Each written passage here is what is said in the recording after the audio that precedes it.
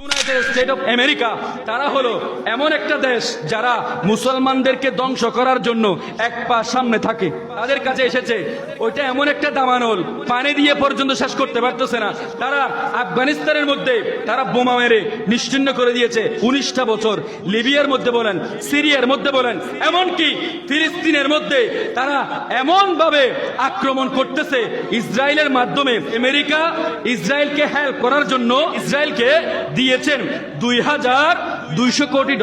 ফিলিস্তিনকে ধ্বংস করে দাও, মুসলমানদেরকে ধ্বংস করে দাও। কিন্তু বাবারা, বন্ধুরা, আল্লাহর কি আল্লাহু খায়রুল মাকিরিন, আল্লাহই উত্তম পরিকল্পনাকারী। ওয়া তুইজ্জু মান তাশা ওয়া তুযিল্লু মান তাশা। দুনিয়ার জমিনে আল্লাহ চাইলে ইজ্জত দিতে পারে, আবার লাঞ্ছনার শিকারও করতে পারে। তো বাবারা, বন্ধুরা, এই 4-5 দিনের মধ্যে তাদের 150টা বাড়ি পুড়ে, এমনকি অনেক স্থাপনা পুড়ে তাদের ধ্বংস হয়েছে।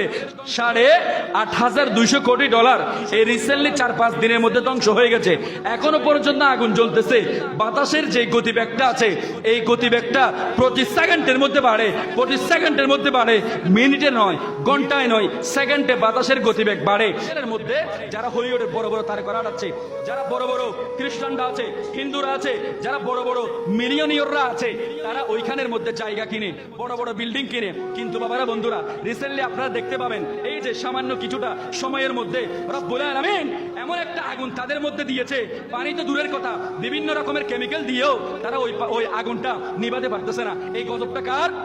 আগুন নিভানোর জন্য পানি লাগবে। ওই পানির জায়গার মধ্যে আজান দেওয়া হচ্ছে, আল্লাহু আকবার, আল্লাহু আকবার, আল্লাহু আকবার, আল্লাহু আকবার। এইভাবে এই মধুর কণ্ঠে ধ্বনিটা আপনারা বিভিন্ন জায়গার মধ্যে দেখতে পাবেন। দুনিয়ার জমিনে আমি যাকে চাই তাকে রাজত্ব দান করি, এবং যাকে চাই তার থেকে রাজত্ব আমি ছিনিয়ে নেই, এবং যাকে চাই ইজ্জত দান করি, এবং যাকে চাই লাঞ্ছনা দান করি। এগুলো সবগুলো হলো বিয়াদিকাল খায়র, বিয়াদিকাল খায়র।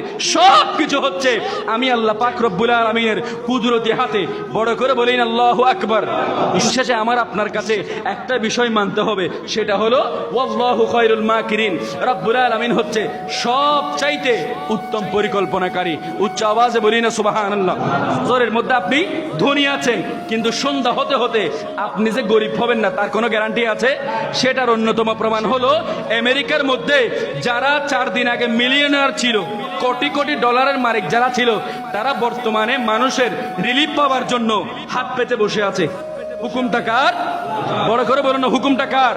আল্লাহ। তো সেই জন্য এক শায়ের বলতেছেন, নদীরে কুল ভাঙ্গে ওপারে ঘোড়ে, নদীরে কুল ভাঙ্গে ওপারে ঘোড়ে, এই তো নদীর খেলা, সকাল বেলার ধনী রে তুই ফকির সন্ধ্যা বেলা।